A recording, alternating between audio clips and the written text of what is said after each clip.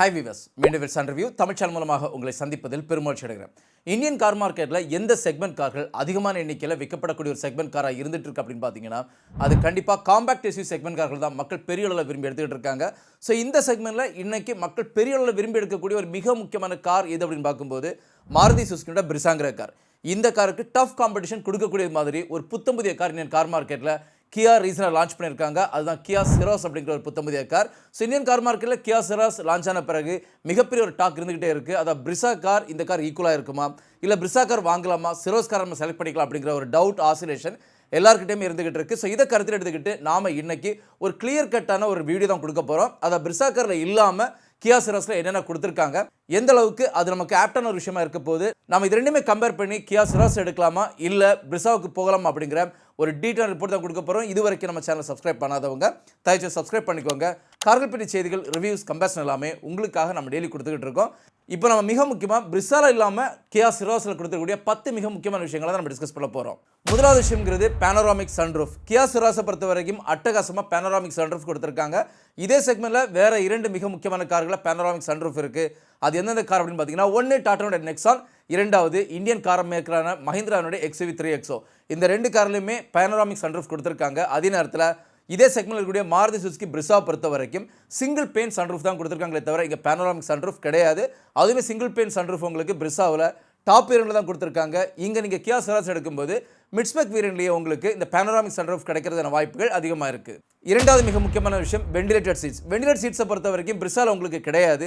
அதே நேரத்தில் உங்களுக்கு கியா சிரோஸில் முன்பக்கத்திலையும் பின்பக்கத்திலையும், அதாவது 2 பக்க சீட்டையுமே உங்களுக்கு வெண்டிலேட்டட் ஃப்ரண்ட் சீட்ஸாக கொடுத்துருக்காங்க. இது கண்டிப்பாக ஒரு அற்புதமான விஷயமா இருந்துகிட்டு இருக்குது. அது மட்டும் இல்லாமல் கியா சிரோஸில் இன்னொரு ஹைலைட்டான விஷயமா இருக்குது. எப்போ நம்ம எல்லாருமே எதிர்பார்க்கக்கூடிய விஷயம், முன்பக்கத்தில் இருக்கக்கூடிய ரோ, அதாவது ஃப்ரண்ட் ரோ பொறுத்த வரைக்கும் கேப்டன் சீட்ஸாக கொடுத்துருப்பாங்க. அந்த சீட்டை உங்களால் ரீக்ளைன் பண்ணிக்க முடியும், ஸ்லைட் பண்ணிக்க முடியும். பின்பக்க ரோவை பொறுத்த வரைக்கும் இந்த செக்மெண்ட்டில் இருக்கக்கூடிய எந்த கார்லையுமே உங்களுடைய சீட்டுகளை உங்களால் ஸ்லைட் பண்ணிக்கோ இல்லை ரீக்ளைன் பண்ணிக்க முடியாது. கியா சிரோஸ் அற்புதமாக இந்த செக்மெண்ட்டில் செக்மெண்ட் ஃபர்ஸ்ட் அப்படின்னு சொல்லக்கூடிய அளவில் இந்த ஒரு விஷயத்தையுமே கொடுத்துருக்காங்க. அதை செகண்ட் ரோ சீட்டை உங்களால் ரீக்ளைன் பண்ணிக்க முடியும், ஸ்லைட் பண்ணிக்க முடியும். இதன் மூலமாக மேக்ஸிமமான கம்ஃபர்ட்டுங்கிறது கண்டிப்பாக உங்களுக்கு கியா சிரோஸில் தான் கிடைக்கும். இந்த செக்மெண்ட்டில் இருக்கக்கூடிய மற்ற எல்லா காரையுமே மாருதி சுசுகி பிரெஸா மட்டும் இல்லை, மற்ற எல்லா காரையுமே பின்னுக்கு தள்ளிக்கிட்டு கியா சிரோஸ் முதன்மையான இடத்துல வந்து உட்கார்ந்துட்டு இருக்கு அப்படிங்கிற இந்த ஒரு மாற்று கருத்தும் கிடையாது. எப்பவுமே செகண்ட் ரோவில் உட்கார்ந்து இருக்கும்போது நமக்கு அந்த கார் சாட்சிக்கிறதுக்கோ இல்லை ரீக்ளைன் பண்ணிக்கிறதுக்கோ இல்லை ஸ்லைட் பண்ணிக்கிறதுக்கோ ஒரு ஏதோ விஷயமா இருந்தால் மட்டும்தான் அந்த கார் கம்ஃபர்ட்டான ஒரு செகண்ட் ரோ கொடுக்கும். ஸோ அப்படிப்பட்ட வகையில் கியா சிரோஸ் இந்த ஒரு விஷயத்தை இந்த செக்மெண்ட்டில் முதன்மையாக எடுத்துகிட்டு வந்திருக்காங்க. இது பிரெஸாவில் சுத்தமாக கிடையாது. மூணாவது மிக முக்கியமான அம்சங்கிறது டிரைவருடைய சீட்டை உங்களுக்கு எலக்ட்ரிக்கலி பவர்டாக கொடுத்துருக்காங்க கியா சிரோஸில். பிரெஸாவில் அது கண்டிப்பாக கிடையாது. பிரெஸா பொறுத்த வரைக்கும் நீங்கள் மேனுவலாக தான் அட்ஜஸ்ட் பண்ணிக்க முடியும். அதே நேரத்தில் கியா சிரோஸை பொறுத்த வரைக்கும் எலக்ட்ரிக்கலி 4-way அட்ஜஸ்டபிள் கொடுத்துருக்காங்க. இது கண்டிப்பாக இந்த ஒரு செக்மெண்ட்டில் ஒரு அற்புதமான விஷயம். அது மட்டும் இல்லாமல் கியா சிரோஸ் மிட்ஸ்பெக் வேரியண்ட்லேயே இதை கொடுத்துருக்கிறது ஒரு நல்ல விஷயமா இருந்துகிட்டு இருக்கு. நாலாவது மிக முக்கியமான விஷயங்கிறது டிரைவர் டிஸ்பிளே. டிரைவர் டிஸ்பிளே பொறுத்த வரைக்கும் கியா சிரோஸில் உங்களுக்கு 12.3 இன்ச்சஸில் ஒரு அற்புதமான டிரைவர் டிஸ்பிளே கொடுத்துருக்காங்க. அது இன்னைக்குள்ள யுகத்துக்கு பொருந்தி போகக்கூடிய அளவில் ஒரு ப்ரீமியமான ஒரு டிசைன் ஆஸ்பெக்டோட கொடுத்துருக்காங்க. அதே பிரெஸாவை பொறுத்த வரைக்கும் இன்னைக்கு பேசிக்கான ஒரு டிரைவர் டிஸ்பிளே தான் கொடுத்துருக்காங்களே தவிர பெரிய அளவிலான எந்த ஒரு ஆப்டும் அதில் கிடையாது. அதாவது இன்னைக்குள்ள யுகத்துக்கு பொருந்தக்கூடிய அளவிலான எந்த டிசைன் கான்செப்டும் பிரெஸாவில் இல்லை. அதே கியா சிரோஸை பொறுத்த வரைக்கும் பார்க்குறதுக்கு அற்புதமான லுக்கை கொடுக்கக்கூடிய அளவில் ஒரு டிரைவர் டிஸ்பிளே கொடுத்துருக்காங்க. கூடவே ஏர் கண்டிஷனை கண்ட்ரோல் பண்ணுறதுக்காக 5 இன்ச்சஸில் ஒரு டிஸ்பிளேயும் கொடுத்துருக்காங்க. இதன் மூலமாக ஏர் கண்டிஷனுக்கு செப்பரேட் யூனிட்டையும் இந்த காரில் கொடுத்துருக்காங்க. இது பிரெஸாவில் மிஸ்ஸிங்.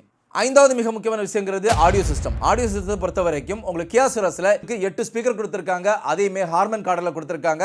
ஒரு அற்புதமான ஆடியோ சிஸ்டத்தை இந்த காரில் கொடுத்துருக்காங்க. இதே நீங்கள் பிரெஸாவுக்கு போகும்போது இங்கே 6 ஸ்பீக்கர் கொடுத்துருக்காங்க, ஏர்கமேஸில் கொடுத்துருக்காங்க. ஏர்கமேஸுமே உங்களுக்கு அவ்வளோ பெரிய நெகட்டிவ் இம்பாக்ட் கிடையாது. ஓரளவுக்கு டீசெண்டான ஆடியோ சிஸ்டம் இருக்கும். இருந்தாலும் கம்பேர் பண்ணி பார்த்தீங்கன்னா கியா சிரோஸை பொறுத்த வரைக்கும் 8 ஸ்பீக்கர் ஹார்மன் கார்டில் கொடுத்துருக்காங்க. ஒரு பெர்ஃபெக்டான ஆடியோ கண்டிப்பாக இருக்கும். அதே பிரெஸாவை பொறுத்த வரைக்கும் 6 ஸ்பீக்கர் ஏர்கமேஸில் கொடுத்துருக்காங்க. ஆறாவது மிக முக்கியமான விஷயம் என்ன அப்படின்னு பார்த்தீங்கன்னா, பின்பக்க விண்டோக்கு வரக்கூடிய சன்ஷேட். அது பிரெஸாவில் கிடையாது. அதே நீங்கள் கியாவோட சிரோஸ் எடுக்கிறதா இருந்தால் கியா சிரோஸினுடைய ரியர் விண்டோ 2லையுமே சன்ஷேட் கொடுத்துருக்காங்க. ஸோ இது இந்த செக்மெண்ட்லேயே முதன்மையாக கொடுத்துருக்காங்க. நார்மலாக ப்ரீமியமான காரில் தான் வரும்.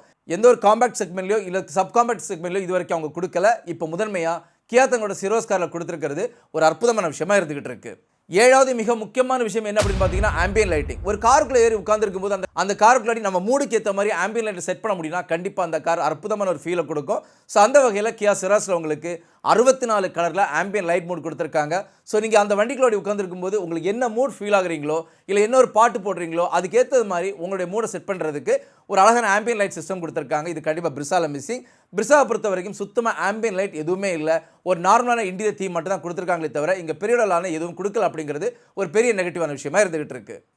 8வது மிக முக்கியமான விஷயங்கிறது சேஃப்டியோட ஆஸ்பெக்ட்ல எடுத்து பார்த்தீங்கன்னா கண்டிப்பாக பிரிசாவுமே ஒரு அற்புதமான ஷெல் இன்டெகிரிட்டி கொடுத்துடைய ஒரு கார்.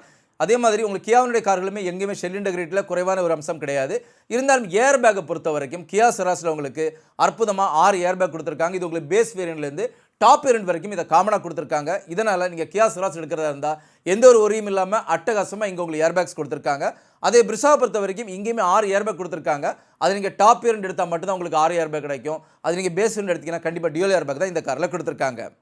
9வது விஷயங்கிறது பார்க்கிங் சென்சார். பார்க்கிங் சென்சாரை பொறுத்த வரைக்கும் கியா செராஸில் முன்பக்கம் பின்பக்கம் சைட்லையுமே கொடுத்துருக்காங்க. அதே மாருதியோட பிரிசாவை எடுத்து பார்த்தீங்கன்னா உங்களுக்கு ஃப்ரண்ட் அண்ட் ரியர் மட்டும் தான் கொடுத்துருக்காங்களே தவிர சைடில் கிடையாது.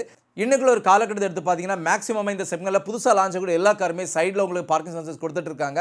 பிரிசாவில் இது ஒரு பெரிய மிஸ்ஸிங்காக இருக்குது. கண்டிப்பாக 2024 லான்ச் பண்ணக்கூடிய அல்லது அப்டேட் பண்ணி லான்ச் பண்ணக்கூடிய மாருதியோட பிரிசாவிலுமே இந்த ஒரு ஆப்ஷன் வரதுக்கான வாய்ப்புகள் அதிகமாக இருக்குது. 10வது விஷயம் என்னென்னு பார்த்தீங்கன்னா அடாஸுங்கிற சேஃப்டி ஆஸ்பெக்ட். அடாஸை பொறுத்த வரைக்கும் கியா செராஸில் உங்களுக்கு லெவல் 2ல் அடாஸ் கொடுத்துருக்காங்க.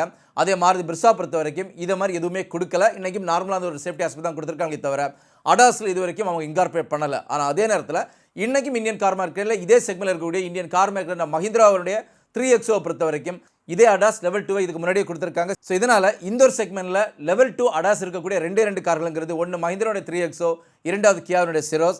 இங்கே மாருதியோட பிரிசாவில் இந்த ஒரு ஆப்ஷன் இல்லை அப்படிங்கிறது கண்டிப்பாக பெரிய ஒரு நெகட்டிவாக இருக்குது. 11 ஒரு மிக முக்கியமான விஷயம் இருக்குது. என்ன அப்படின்னு பார்த்தீங்கன்னா கியா செராஸுடைய டூர் ஹேண்டிலை பொறுத்த வரைக்கும் ஒரு ப்ரீமியமான காரில் வரக்கூடிய ஃப்ளஷ் டைப்பான டூர் ஹேண்டில் கொடுத்துருக்காங்க. அதை நீங்கள் மாருதி பிரிசாவை பொறுத்த வரைக்கும் இன்றைக்குமே கன்வென்ஷனல் டைப்பான ஒரு நார்மல் ஹேண்டில் தான் கொடுத்துருக்காங்க. மேபி ஃபியூச்சரில் அவங்களுமே மாறி வரலாம். ஒரு காராக நீங்கள் நின்று பார்த்தீங்கன்னா கண்டிப்பாக கியா செராஸ் பார்க்குறதுக்கு அட்டகாசம் லுக்கை கொடுத்துருக்கு. ஸோ ஒரு கன்க்ளூஷனாக என்கிட்ட கேட்குறீங்க மாருதி பிரிசா எடுக்கலாமா இல்லை கியாவுடைய செராஸ் எடுக்கலாமா அப்படின்னு கேட்குறீங்கன்னா மாருதி பிரிசாவை பொறுத்த வரைக்கும் இதுக்குன்னு கொஞ்சம் யூனிக்கான ஆஸ்பெக்ட்ஸ் இருக்குது.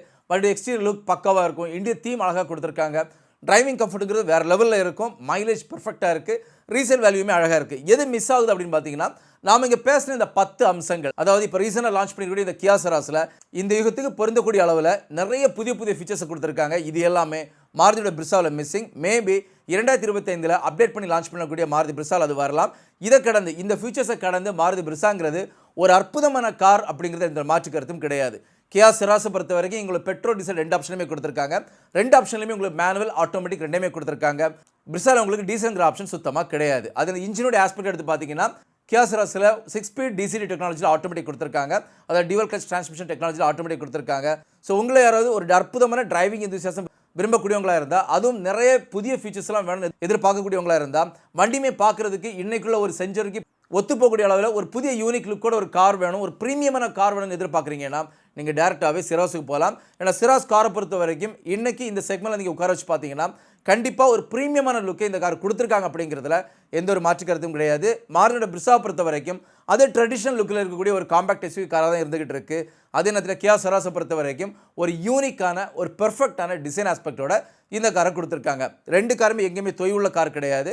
இது அந்த ரீசேல் வேல்யூ பொறுத்த வரைக்கும் கண்டிப்பாக மாருதியோட பிரிசா அற்புதமாக இருக்கும். மைலேஜ் கண்டிப்பாக மாருதியோட பிரிசா அற்புதமாக இருக்கும். இது எல்லாமே கடந்து உங்களுக்கு மெயின்டெனன்ஸ் காஸ்ட்டுமே பார்த்தீங்கன்னா கண்டிப்பாக மாருதியோட பிரிசா தான் இதை கம்பேர் பண்ணும்போது அற்புதமாக இருக்கும். கியா செராஸை பொறுத்த வரைக்கும் ரீசேல் வேல்யூ கம்மியாக இருக்க போகுது, மைலேஜ் கம்மியாக இருக்க போகுது, சர்வீஸ் காஸ்ட்டுமே கொஞ்சம் அதிகமாக இருக்கும். ஸோ இதை மனசில் வச்சுட்டு நீங்கள் கார் எடுத்தீங்கன்னா உங்களுக்கு ஒரு ஆப்டான விஷயமா இருக்கும். ஸோ நான் இப்போ கொடுத்த இந்த ஒரு ரிவ்யூ கண்டிப்பாக உங்களை ஃபுல்ஃபில் பண்ணியிருக்க நம்புகிறேன். இன்னொரு ரிவ்யூ உங்களை சந்திக்கிற வரைக்கும் உங்களிடமிருந்து விடைபெறுவது உங்களுடைய அன்பின் விவேக். தேங்க்யூ.